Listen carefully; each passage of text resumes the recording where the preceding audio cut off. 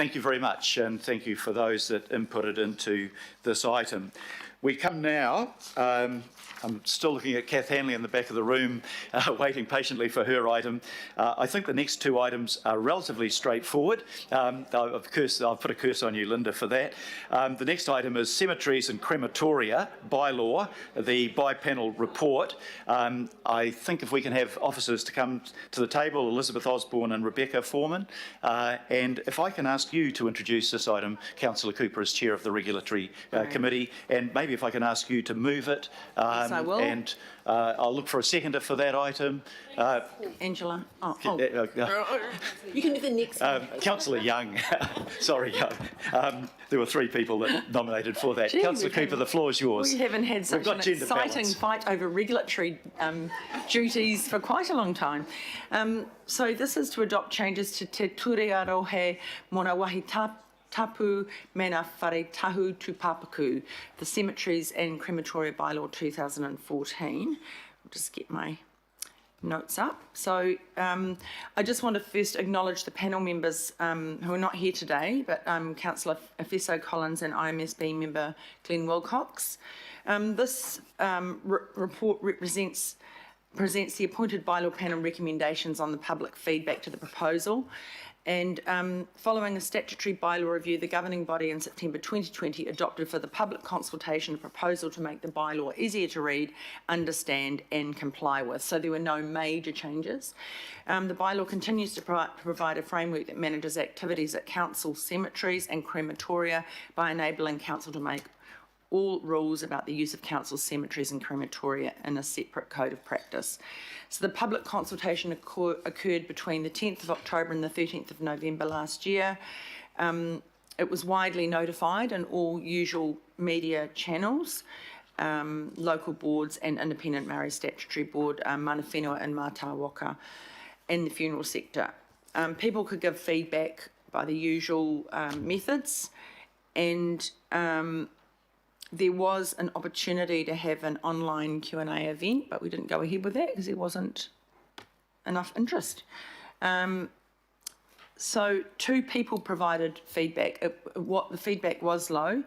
One at the Have Your Say event in support of the proposal and one in support of ash scattering, but that is actually out of scope in this proposal because this is about our facilities that we use, not practices as such. The panel recommends that the governing body adopt the proposed amended bylaw in attachment A of the agenda as publicly notified with effect from the 1st of March 2021 instead of the 1st of June. That's because we're able to shorten up the process. We didn't need a hearings process. There is no public feedback which could result in change to the proposal, and there were no other matters identified by the panel requiring consideration. So the panel and officers are here to address any questions, well, one of the panel, to address any questions regarding the proposal. So I'll hand over to Elizabeth and Rebecca for any questions, or to myself. Thank you very much. And if I can just take the opportunity to thank the panel. I think this is really merited because the people that serve on the regulatory panels do fantastic work that is barely recognised publicly, but there's hours and hours of work that go into it, and they do it very professionally and very competently. So to you, Linda, to Councillor Efeso Collins and to IMSB member Glenn Wilcox, a big thank you. A thank you also to our officials. You may not wish to add much more to what Councillor Cooper has said, but you're very welcome to answer any of the questions that may come up. It's pretty straightforward. It's not the rules, it's the framework, and that accounts for probably a low level of submissions. Once we start playing with the rules, we'll see a lot more, I think. I think, Mr. Chair, the reason that we're getting sort of low levels of interaction in this, I think our second or third review of bylaws after amalgamation is that a good job was done. Yeah. You know, we've pulled the number of bylaws right down, we've taken out superfluous things that are already addressed in legislation, so we're not duplicating. So now it's quite straightforward, and a lot of it isn't so contentious. I'll reserve the right for the freedom camping that's coming to governing body, but I think that, you know, that's the issue here, is that we've really done a good job over the last 9-10 years in getting these fit for purpose. So now we don't get a lot of feedback because people are happy.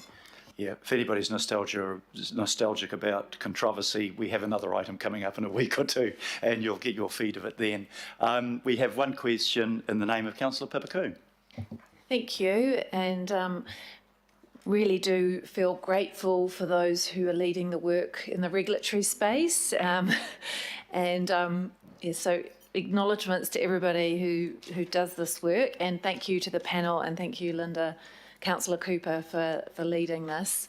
I really am appreciative that I don't have to be involved. So I'm very happy to support this as it comes to us. The work's been delegated.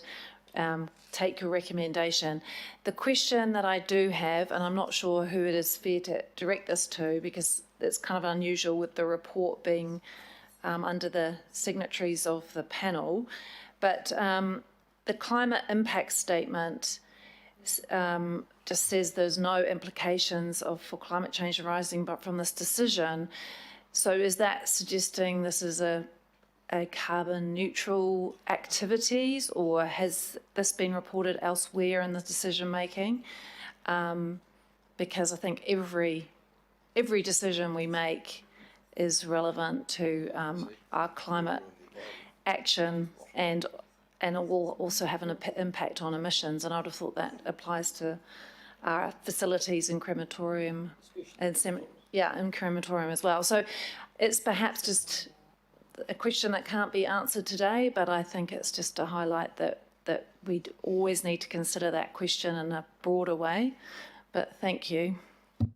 By definition, I think it is carbon emitting, but is there any comment that officers would like to make on that? Yes, so this decision was just for the bylaw framework, so when the rules are covered in the code, that will address all the cemeteries and crematoria activities which may have a climate impact. I think the thing is that is a wider conversation. I mean, there's a whole wider conversation about how much land we've got for cemeteries, and then if you're using crematoria, you know, what sort of fuel, what do we do there? So I think that, as you say, I don't think it's covered here in so much as the code, but I think maybe that is a wider conversation we have about, you know, how we deal with our loved ones once they have departed the mortal coil. I mean, that is a much wider conversation.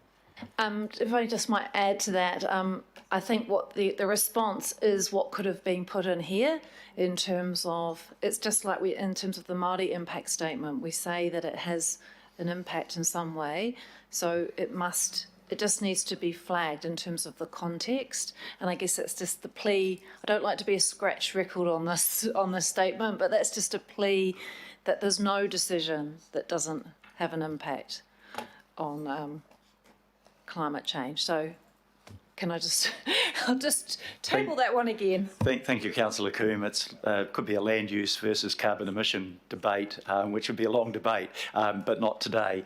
There are no other questions. Are there any comments? I will then move the resolution. Oh, it's been moved, sorry. I'll put the resolutions. That's to approve the panel recommendation to adopt the changes, confirm the amended bylaw as appropriate, adopt the amended bylaw, approve distribution to local boards, and delegate authority to make edits. It's been moved and seconded. All those in favour, please say aye. Aye. To the contrary, no. Carried. Thank you very much, officers, for your attendance.